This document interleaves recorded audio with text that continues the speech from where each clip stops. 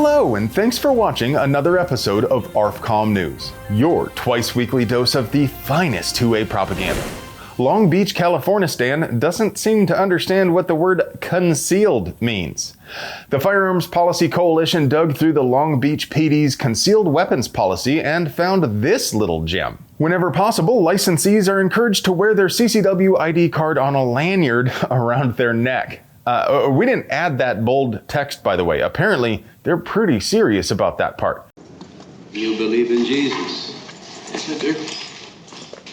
Well, you're going to meet him. This is one of those things that is just so monumentally stupid. I don't even know where to start, but I'll give it a shot. Okay, so first of all, why? What is even the point? I mean, I get that there is no point. They're just trying to cause problems for us awful gun people. But what I'm asking is, what sort of zany justification could you even come up with to pretend good faith? Obviously, wearing a CCW permit around your neck negates the whole point of carrying concealed. It could make you a target for criminals, or it might make you a target for rookie cops, but I can't imagine any possible benefit for anyone. Can you? Comment below. And while you think about that, take a moment to consider how it would be impossible for us to produce quality 2A propaganda without sponsors. So let's pay some bills. Today's video is sponsored by TNVC.com, your source for good old-fashioned all-American night vision just like Mom used to make. Hey friend, it's dark half the time on this planet, so unless you got shiny eyes like Riddick, you're gonna have a hard time operating operationally unless you get night vision from TNVC.com.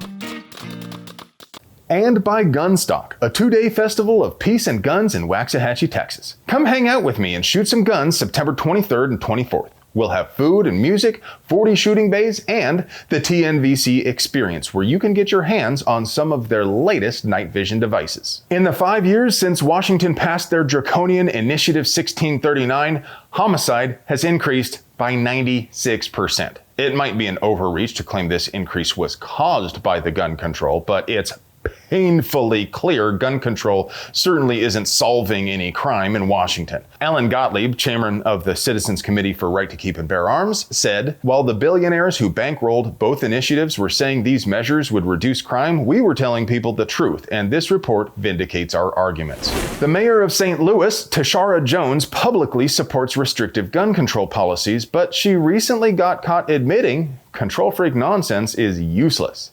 In a text message to her dad, Jones said, "Chicago has strict gun laws as well, but that doesn't deter gun violence." She's right, of course. Gun control has little effect on violent crime. If it did, places like Camden, Baltimore, and Chicago wouldn't be the apocalyptic hellscapes they are. But I get the feeling her supporters might begin to question whether she's really a true believer. A Florida teacher who got fired for bringing his AK to school will get to keep his job because it was unloaded. Joel Potts left an AK pattern rifle in plain view on the center console in his truck, but because it wasn't loaded, a judge decided it did not violate the school district policy which prohibits guns which are readily available for immediate use. Now, obviously, this qualifies as one of those just because you can doesn't mean you should kind of situations. No, don't leave an AK in plain view in your vehicle. Stupid! I shouldn't have to tell you how monumentally stupid it is to leave any valuable items unattended in plain view, especially a rifle. And just because this guy dodged discipline doesn't mean the policy will remain in effect. The school district intends to rewrite policy to be more explicit in the future. It's also worth noting that Florida has a school guardian program which allows qualified staff and faculty to carry a firearm on campus. That wasn't part of it. What recourse do you have when the government violates the law? You file a lawsuit, of course. But if you do, the petty and vindictive bureaucrats in the ATF are virtually guaranteed to retaliate.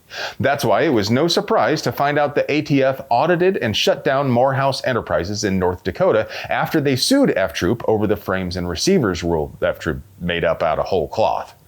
Yes, the one that got shot down in federal court just a few weeks ago.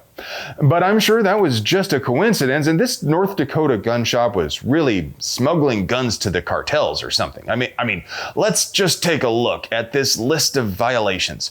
Not just one, but 2 typographical errors and They sold a gun to a man from Georgia on his Georgia concealed carry permit. Clearly, we are dealing with a sophisticated arms trafficking operation here.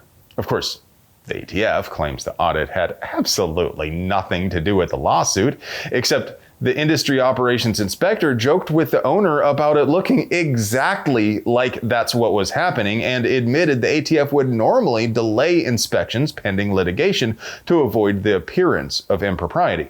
And while there is no law mandating they do so, it is common practice for both parties of litigation to avoid direct contact with each other except through respective counsels until the litigation has been solved. Moreover, the errors which were noted shouldn't normally result in license revocation. Even with Uncle Sniffy's new zero tolerance policy, which has caused a 500% increase in license revocation, still, these minor errors should have simply brought a warning conference. And the ATF pulled both of their licenses, even though all of the errors were against only one of the FFLs.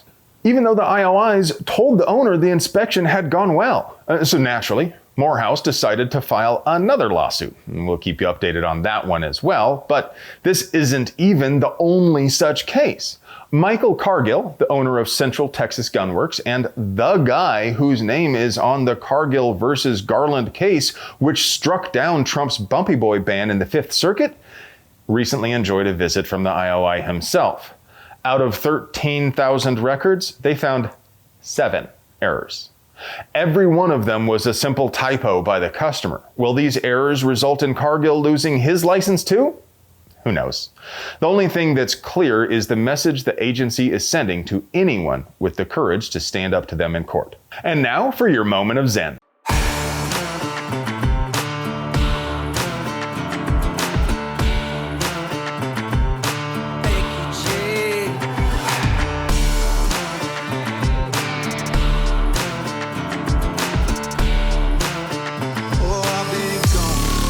Hey friends, do you like pews and other pew-related things? Do you want to help us keep delivering you pure, uncut American pew propaganda at the low, low price of free fitty?